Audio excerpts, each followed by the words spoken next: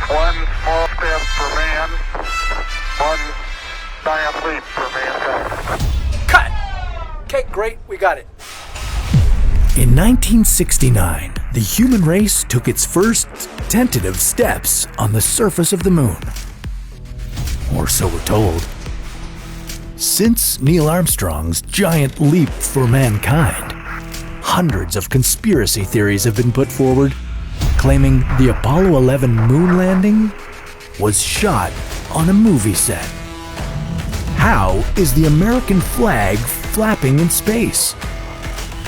Where are the stars? And why would they do this? Today on Debunker, we're shooting for the stars and asking, was the moon landing faked?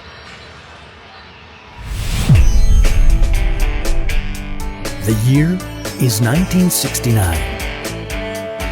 Woodstock is rocking. The Manson family is horrifying. And NASA is putting a man on the moon. Less than a decade before, President John F. Kennedy promised the nation America would win the space race against what was then the Soviet Union.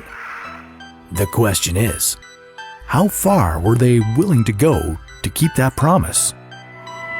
The first rumblings that the moon landing was faked started to circulate after former U.S. Navy officer Bill Kaysing wrote a book entitled We Never Went to the Moon, America's $30 billion Swindle. In the book, Kaysing claimed that there was less than a 1% chance NASA could safely send astronauts to the moon, land them there, and safely return to Earth. It made more sense, he claimed, that the whole thing was faked. The reason?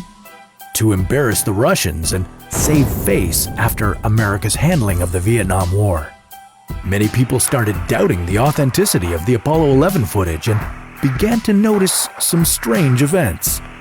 For instance, the American flag was flapping in a breeze, which of course is impossible in the vacuum of space. Keen observers also noted the lack of stars, strange shadows, and conspicuous rocks with letters on them. A year before, 2001: A Space Odyssey showed what movie magic can do when it comes to space. Did NASA give their moon landing the Hollywood treatment? Well, I hate to disappoint you, but the moon landing was the real deal. So let's break this one down and start with that proud, majestic flag. Conspiracy theorists were right in saying a flag would not blow in a grand gesture like that in space. But here's where things get interesting.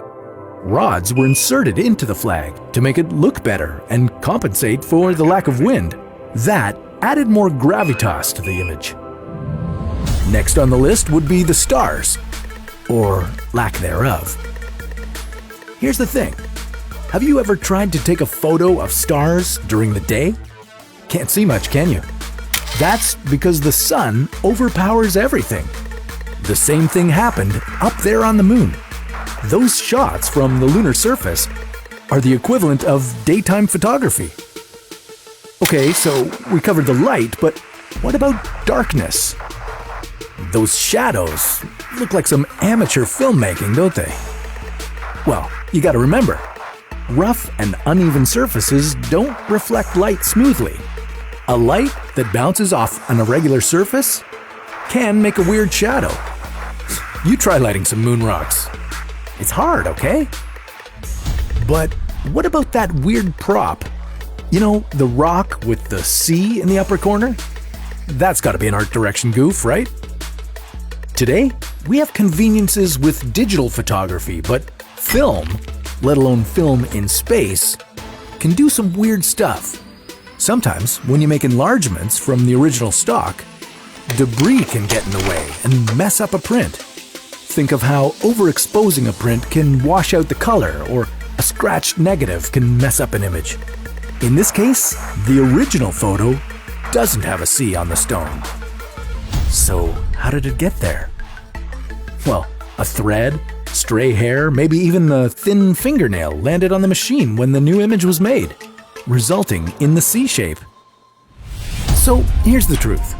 As fun as it is to wonder if the moon landing was faked, 2 American astronauts did land on the moon in 1969. And even if you believe they didn't, that's not going to change the minds of the engineers who put them there. So we're considering this conspiracy debunked.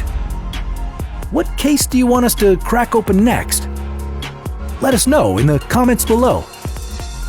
This is Debunker, signing off.